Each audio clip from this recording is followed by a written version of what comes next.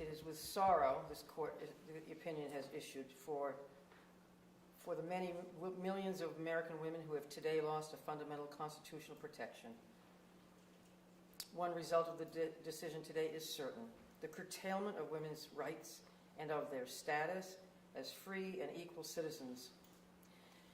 And the dissent also criticized what they describe as the majority's cavalier approach to overturning this court's precedents.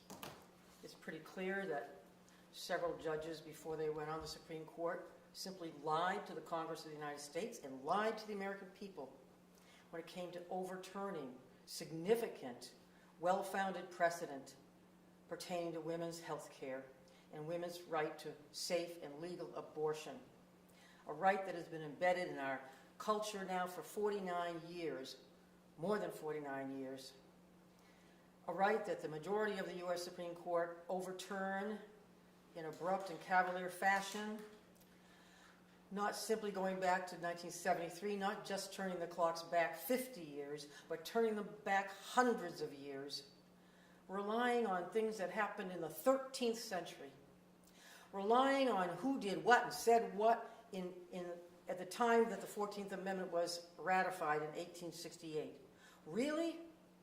We need to go back hundreds of years, dozens of years, centuries, to rely on some theory that women's rights were not embedded in the Constitution in 1868, so therefore we have none today?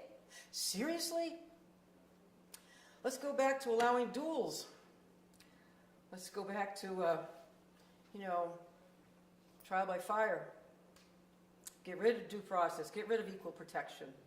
Because the court, in good part, today has done that, gotten rid of equal protection for women and men. In 1868, women didn't have the right to vote. Women weren't considered citizens. Women couldn't hold jobs. Women couldn't own property. But a majority of this court goes back to 1868 to determine what was in effect then, to determine what our rights are today. That is appalling and disgusting. And then to go back to the 13th century to say what people's rights were then. What on earth have we come to? What on earth are they thinking? But the fact is, I grew up, I came of age before Roe v. Wade. Even before Griswold versus Connecticut, when the court in 1965, the year I graduated high school, said, oh yes, we have a fundamental right of privacy that allows us to access birth control, men and women have a right to birth control. Well, that's in the right of privacy that the court acknowledged at that time, that this court says doesn't exist. Seriously? I came of age before Roe v. Wade. I, like thousands of other women and men and millions across this country, remember those days, the dark days when women who felt compelled to get an abortion had to go to some back alley in the streets of New York or Boston. A non-medical abortion, mind you, and risked their lives, and women died accessing abortion.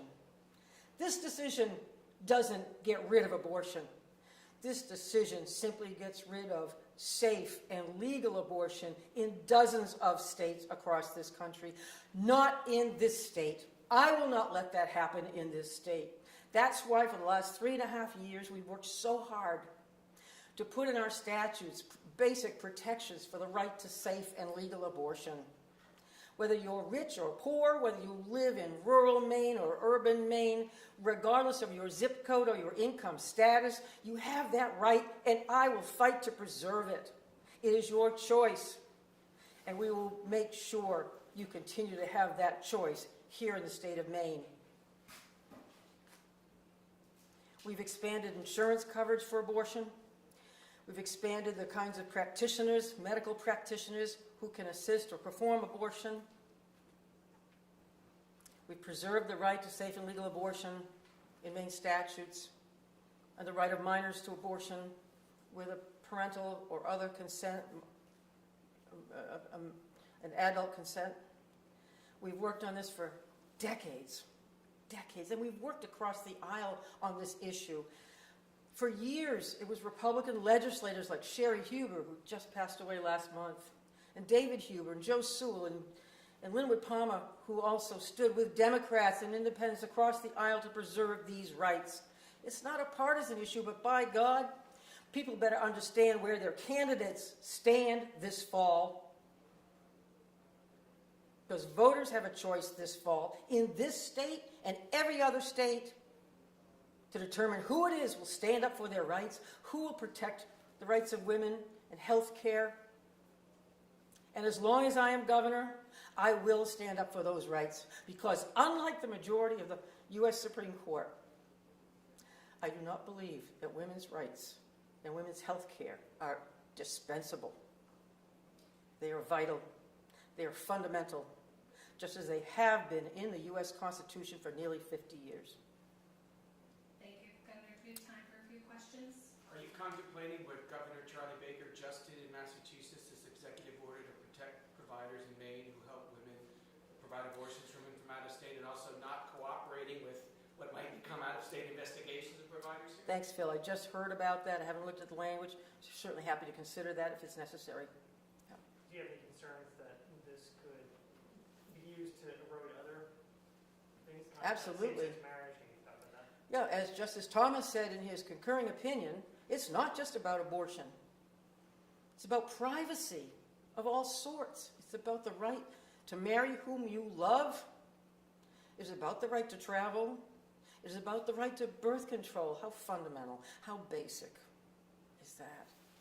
So yes, we are all concerned about the preservation of those rights. They've just undone the fabric of the right of privacy in hundreds of respects. I hate to see that unravel, but I will continue to fight for those rights, the rights that we have relied on and understood were so fundamental and for recent years, and continue to fight for it in the coming years. This is why, years ago, I, along with others, co-founded the Maine Women's Lobby. This is why we've been fighting for decades to embody the right to privacy, the right to reproductive freedom, reproductive choice, and so many other rights in Maine law, and why we'll continue to do so. Anything else that you're contemplating doing at the state level? One step at a time. We're going to protect the laws on the books. We'll see what other measures may be necessary as things progress to protect providers who support abortion, and to protect people who access abortion wherever they may live, whatever their income, whatever their zip code. Planned Parenthood says it expects to see men and women from out of state come to Maine for safe and legal abortions. What do you want people not in Maine to know about coming here for those services? We will protect the right of providers to provide abortion services. Next, go ahead. Sorry, the Republican Party here in Maine just in their new platform, outlined their views on abortion and when life begins. Are you concerned that we're expecting to see more of these kinds of laws come up in the next legislature?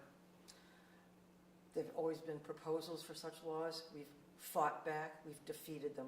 We'll continue to fight back, continue to defeat them as long as I'm governor of the state of Maine. You asked something else in that crunch, sorry. That's okay. Democrats have held. Oh, I know what I was going to say. The platform to which you refer also says we should prohibit discussion of sexuality in the schools until 12th grade. 12th grade! Rest my case. Democrats have held. I don't know where you were in 11th grade, but the boys in my class were thinking sexuality. The girls in my class, 11th grade. Anyway, that's the absurdity, that's the extreme position of the Maine Republican Party in today's world.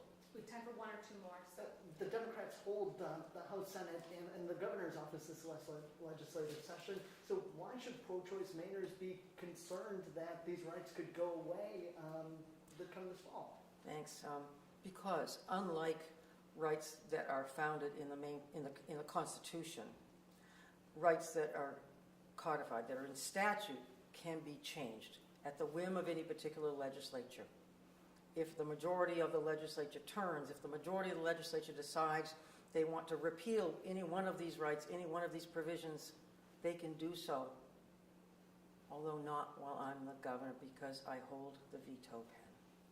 How much do you think this decision is going to matter to Maine voters in November? It should matter a great deal, and they should ask every candidate for every office, do they support the Supreme Court's ruling, or do they support Roe v. Wade?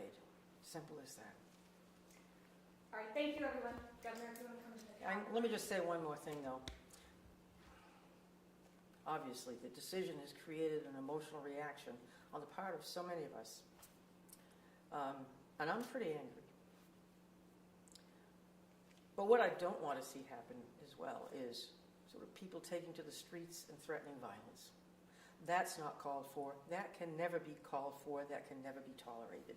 I want to make sure that the people on all sides, both sides of this issue, continue to maintain a level of civility and respect for people of other viewpoints. Thank you. Thank you, Governor.